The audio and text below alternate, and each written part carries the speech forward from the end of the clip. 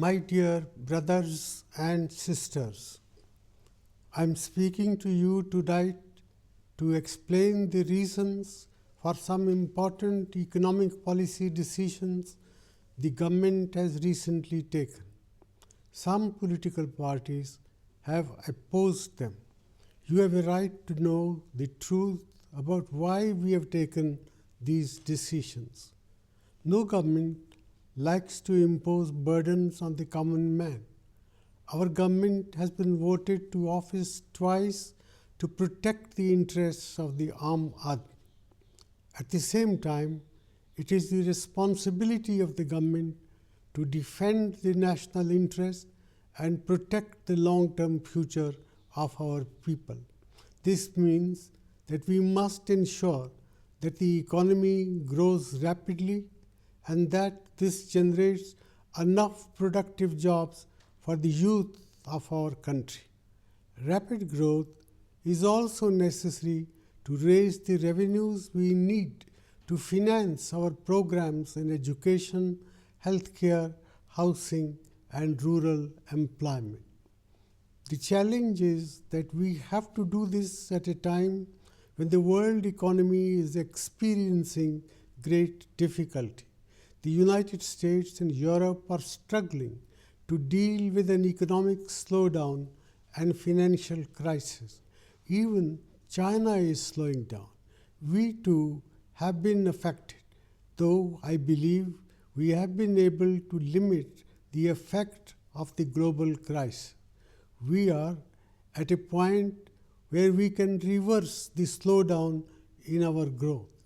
We need a revival in investor confidence domestically and globally. The decisions we have taken recently are necessary for this purpose. Let me begin with the rise in diesel prices and the cap on LPG cylinders. We import almost 80% of our oil, and oil prices in the world market have increased sharply in the past 4 years. We did not pass on most of this price rise to you so that we could protect you from hardship to the maximum extent possible. As a result, the subsidy on petroleum products has grown enormously. It was rupees 1,40,000 crores last year. If we had not acted, it would have been over rupees 200,000 crores this year. Where would the money for this have come from? Money does not grow on trees. If we had not acted, it would have meant a higher fiscal deficit, that is, an unsustainable increase in government expenditure vis-a-vis government income. If unchecked, this would lead to a further steep rise in prices and a loss of confidence in our economy. The prices of essential commodities would rise faster. Both domestic as well as foreign investors would be reluctant to invest in our economy. Interest rates would rise. Our companies would not be able to borrow abroad. Unemployment would increase. The last time we faced this problem was in 1991. Nobody was willing to lend us even small amounts of money then. We came out of that crisis by taking strong, resolute steps. You can see the positive results of those steps. We are not in that situation today, but we must act before people lose confidence in our economy. I know what happened in 1991, and I would be failing in my duty as Prime Minister of this great country if I did not take strong preventive action. The world is not kind to those who do not tackle their own problems. Many European countries are in this position today. They cannot pay their bills and are looking to others for help. They are having to cut wages and pensions to satisfy potential lenders. I am determined to see that India will not be pushed into that situation. But I can succeed only if I can persuade you to understand why we had to act. We raised the price of diesel by just rupees 5 per litre instead of the rupees 17 that was needed to cut all losses on diesel. Much of diesel is used by big cars and SUVs owned by the rich and by factories and businesses. Should government run large fiscal deficits to subsidize them? We reduced taxes on petrol by rupees 5 per litre to prevent a rise in petrol prices. We did this so that the crores of middle-class people who drive scooters and motorcycles are not hit further. On LPG, we put a cap of 6 subsidized cylinders per year. Almost half of our people who need our help the most actually use only 6 cylinders or less. We have ensured they are not affected. Others will still get 6 subsidized cylinders, but they must pay a higher price for more. We did not touch the price of kerosene, which is consumed by the poor. My dear brothers and sisters, you should know that even after the price increase, the prices of diesel and LPG in India are lower than those in Bangladesh, Nepal, Sri Lanka, and Pakistan. The total subsidy on petroleum products will still be rupees 1,60,000 crores. This is more than what we spend on health and education together. We held back from raising prices further because I hoped that oil prices would decline. Let me now turn to the decision to allow foreign investment in retail trade. Some think it will hurt small traders.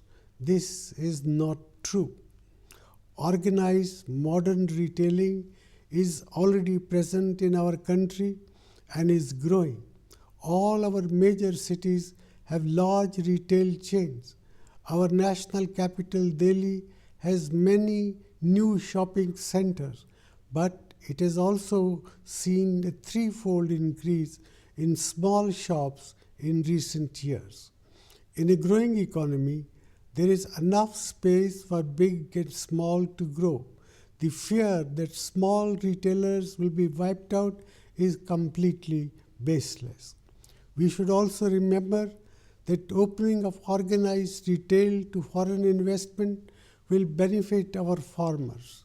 According to the regulations we have introduced, those who bring FDI have to invest 50% of their money in building new warehouses, cold storages, and modern transport system. This will help to ensure that a third of our fruits and vegetables, which at present are wasted because of storage and transit losses, actually reach the consumer. Wastage will go down, prices paid to farmers will go up, and prices paid by consumers will go down. The growth of organized retail trade will also create millions of good quality new jobs. We recognize that some political parties are opposed to this step. That is why state governments have been allowed to decide whether foreign investment in retail can come into their state. But one state should not stop another state from seeking a better life for its farmers, for its youth, and for its consumers. In 1991, when we opened India to foreign investment in manufacturing, many were worried. But today, Indian companies are competing effectively both at home and abroad, and they are investing around the world. More importantly, foreign companies are creating jobs for our youth in information technology, in steel and in auto industry. I am sure this will happen in retail trade as well. My dear brothers and sisters, the UPA government is the government of the Aam Aadmi. In the past 8 years, our economy has grown at a record annual rate of 8.2%.